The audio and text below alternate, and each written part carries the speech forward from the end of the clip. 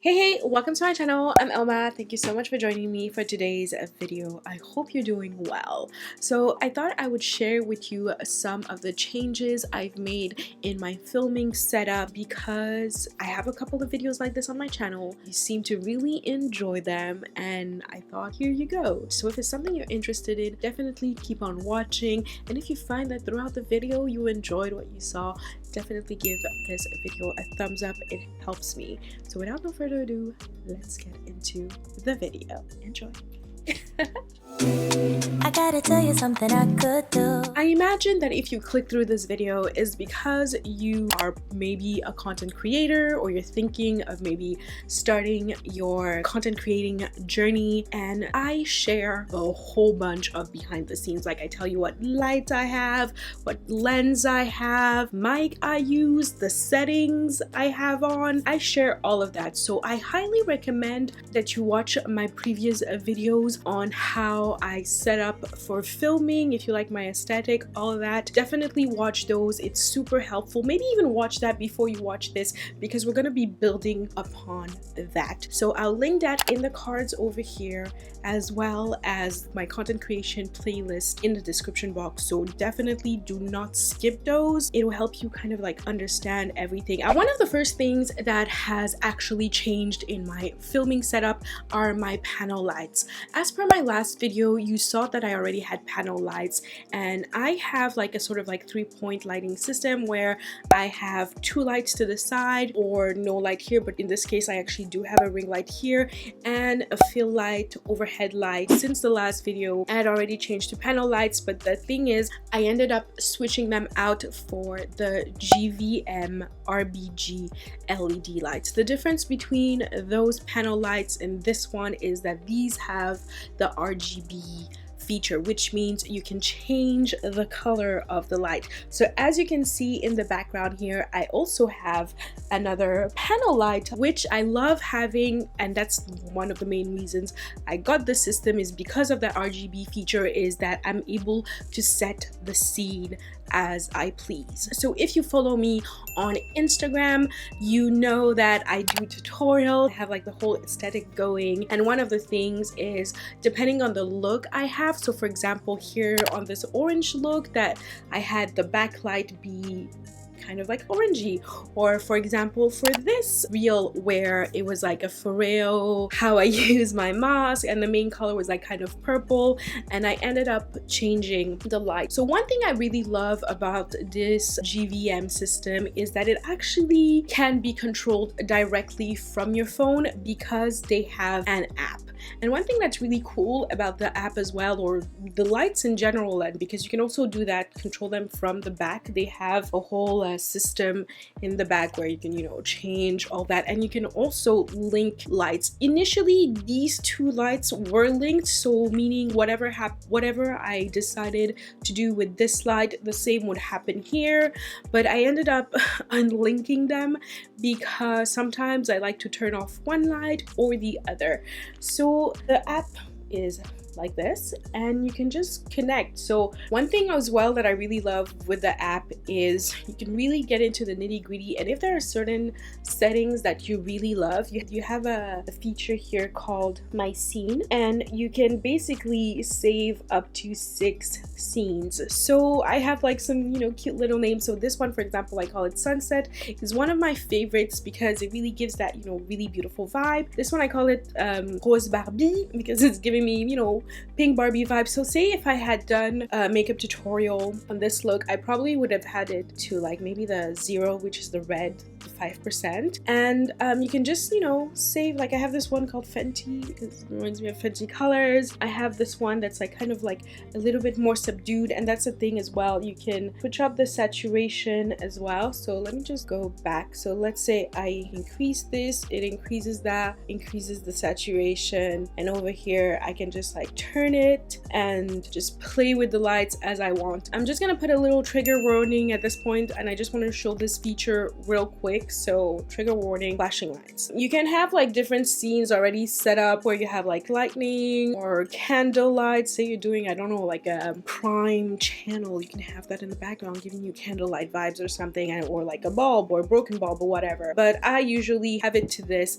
and depending on your background color as well, that would play into how this shows up. So I usually have it a bit sitting down and low, so it really gives me that beautiful look. Definitely check me out on Instagram if you really want to see the full effect and some dope tutorials and reels as well, because yeah, that's what is going on. So for the lights on the side, one of the reasons why I unlinked them is because sometimes I like to just, you see, I just turned off this light over here just to, you know, give a vibe. And that's the beauty and why I love light so much, and why I recommend you watch videos from photographers or videographers, especially about how they play with light to create different scenes. You can learn a lot. I hope this is your, you know, little introduction to that if you're not aware of these things. But yeah, one thing I really love about that is you can connect and all that. And as well, these two lights are actually set to 4,400 Kelvin, I think it is, and that is the right balance between yellow light and white light. I don't like to feel washed out, and I like to play with my lights because I know that whatever happens afterwards in post-production, when I've added my LUT, because here for example I'm actually filming kind of like a neutral profile, and then I add my LUT on top of it with changing all those things, I know I'll always be true to color because I have a gray card and everything is like set up. So I don't fear playing with lights anymore because I know my skin tone is always going to look good to me because I know what to do afterwards in post. But that is it for the GVN RGB panel lights. I will be linking these in the description box. Just note that they are affiliate links, meaning that if you purchase through them I get a little commission, so definitely purchase through them. If you are thinking of getting them through me, it will mean the world to me, and it's a way of supporting, you know, me and my channel. So moving on to the next change that I've done is my overhead light. If you've been here for a while, you know that a lot of things have changed in my light. But even my last video that was maybe a year and a half ago, maybe even more, I don't know, I still had my overhead light, which was basically a really big overhead light, and that light was really good. It was like one big bulb, and you know what, I never broke that bulb, and that bulb actually lasted from like 2016 to 2020. That bulb was still going strong, and up until I think that I switched out those lights probably around my Fenty Beauty Easy Drop. I think that's when I switched out the light. So the Godox overhead fill light with lantern softbox, that is what I got to replace my newer overhead light. It's still available. It's definitely one that I honestly wholeheartedly recommend. I just personally felt that I needed to upgrade, get some balls rolling, and that's why I got this, which is basically a super LED bead. It does not heat up, it's super powerful. So right now, let me just turn it off. This is what happens. That is how much light goes up. Obviously I still have my front lights, so it's not that visible, and you can see the comparison between the amount of brightness from the Godox with the former Softbox overhead light, and it's just crazy. So right now I have it at 75% and at 5,600 K. Right now I'm just gonna like bring it down to 10%, and this is what it looks like when it's at 10%. So I usually like to have it at about 75. I think it's perfect. It's not super blinding, and what I really love about the lantern lamp is really an all-around, well, almost 360 fill light. So it really takes up all the space, everything, light, and because it is, the material as well is quite soft, it really gives you, I think they also call this like a beauty light. No lies, I swear, if you're into like beauty content creation and you just want to like elevate a little bit, a lantern lamp with a Godox 60W, like, it's just perfect, and you just look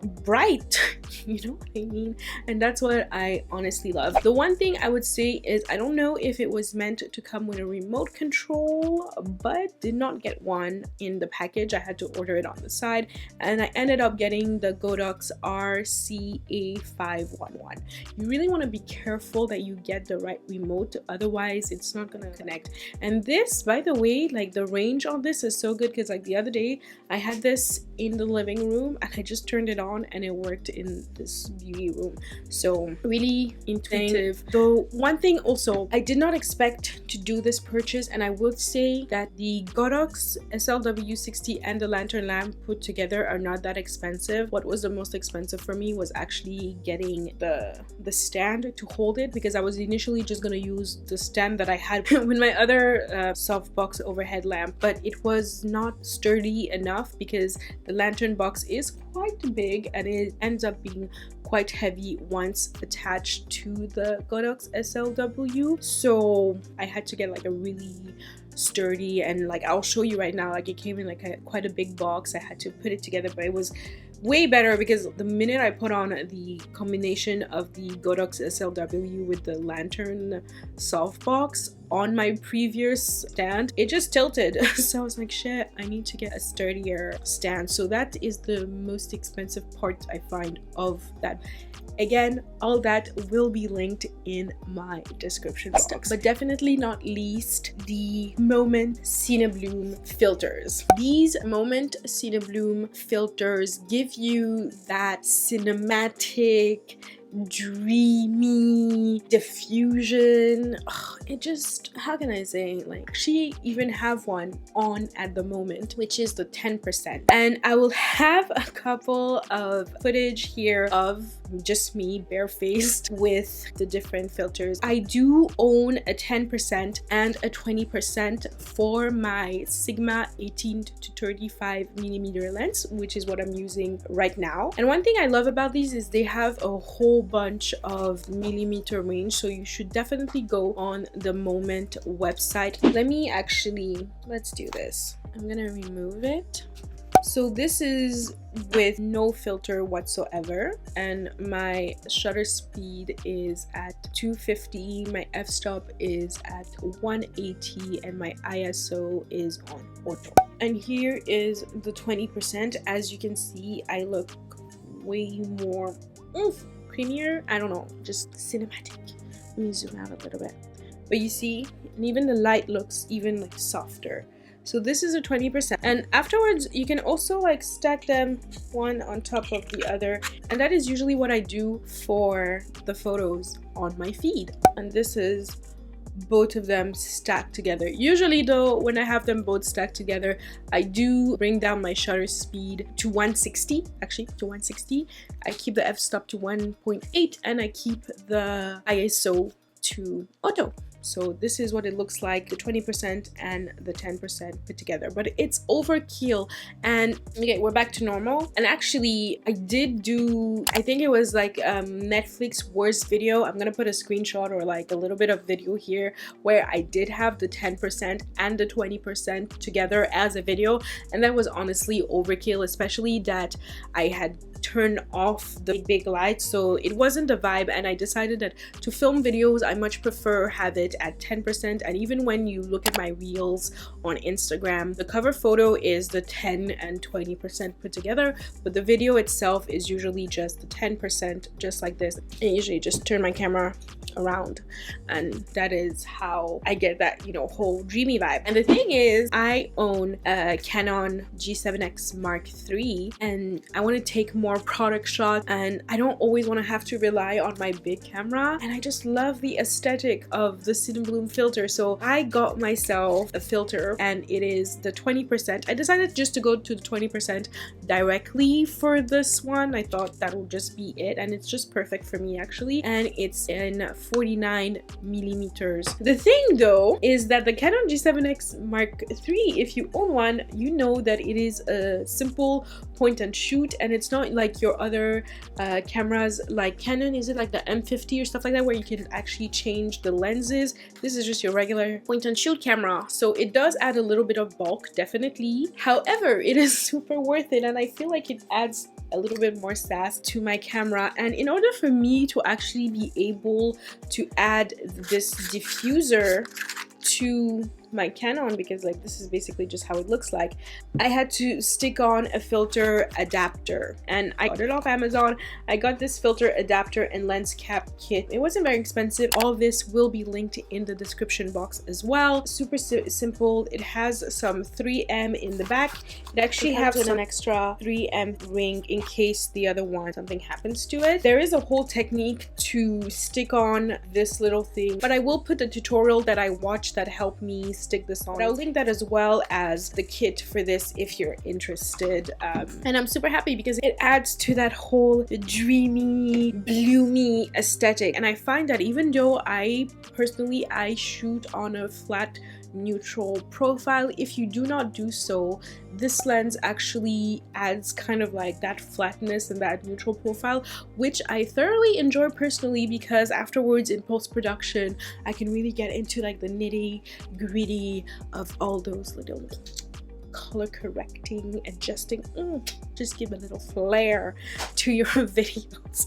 I'm so freaking excited. By the way, before I got these filters for this photo, I'm gonna pop it up. I actually did not have these filters when this photo was shot. What I did was I ended up taking some cling film and some good old Vaseline, and just Vaselined the heck out of that cling film, and it enabled me to get this dreamy vibe. So are you obligated to get a filter? No, you can, you know, DIY it, and it works really well, especially with natural light, actually, like sunlight, window, and the whole Vaseline cream. Chef's kiss. But I cannot be Vaselining things all over the place, plus I'm a super klutz, so I got the Cinebloom filters, and I think in the range of what is out there, to me personally, they're the most affordable. Also, the way they come super fast when everything is in stock, and it actually comes like in a little like box thing that's like in a padded packaging bag, and then you have this case that comes with it, and it has a little felt thingy to, you know, cover, and it's all cushioned and all that good stuff. And the customer service is actually A1. I highly recommend if you're looking to get that vibe. And they have like way more other like filters, like ND filters and stuff like that, but I haven't gone that route. I'm just on the Cinebloom route. And the thing is, so they have the 10% like I showed you, they have the 20%, and they recently came out with a 5%. So if for you the 10% is even too much, you can go the 5% round, and again they have a wide range of sizes, so good to know. So those are the 3 things that have changed in my filming setup that I'm happy to share with you guys, because I'm always looking, like, there's this certain aesthetic that I have in my mind. I will get there eventually, trust and believe. When I'll get there, I will tell you, okay? But so far so good. I do enjoy how everything looks. It's super easy. I say this, but I don't film a lot, huh? But it is a pleasure for me, like when I film and I look in my content and I'm editing, I'm really happy because I just love how everything looks. Now, I know we're talking about filters, and I know some may say, yeah, well, it's not fair because then you're showing your skin and like it's already kind of blurred out, blah blah blah blah blah. Listen, fam, like, yes, it looks kind of blurry, but I promise you, like, I'm not using any extra thing to like texturize or anything like that. Like, it's just like makeup, skincare, and like a nice little filter, but it's not, so to speak, like a blurring filter. Like, you can, like, look at this, you can still see my pores and all my little like imperfections. So I don't feel guilty at all sharing any of this with you guys, because I claim it. I have a Cinebloom filter that gives me that dreamy aesthetic, but I do not believe that it takes away from the genuineness of me showing you my skin texture and all those things. And I know it can be quite controversial, and I understand it, but heart on my hand, I just love the aesthetic. It's more that than anything else. So I hope that this video was helpful to you. If you have any questions whatsoever, definitely, you know, ask them in the comment. If you're a little comment shy, slide into my DMs. Please say hello to me first. Like, don't be like, hey, no. Like, just, hi, how you doing? I'm good. Okay, here's the information, you know, like a little bit of that. But yeah, these are the things that have changed and that just make me excited to do content. And I love sharing this kind of things with you because I personally love consuming content, talking about lights and lenses and all those things like that. So definitely give this video a thumbs up if you enjoyed it, and subscribe to my channel if you have not done that already. Hit that notification bell so you're notified when there are new videos up. And there are a couple of videos that actually just popped up on the screen, so definitely check those out if you haven't already. Check out the links, check out the other content creation videos that I have out there for you. So yeah, I'll see you in my next one, huh?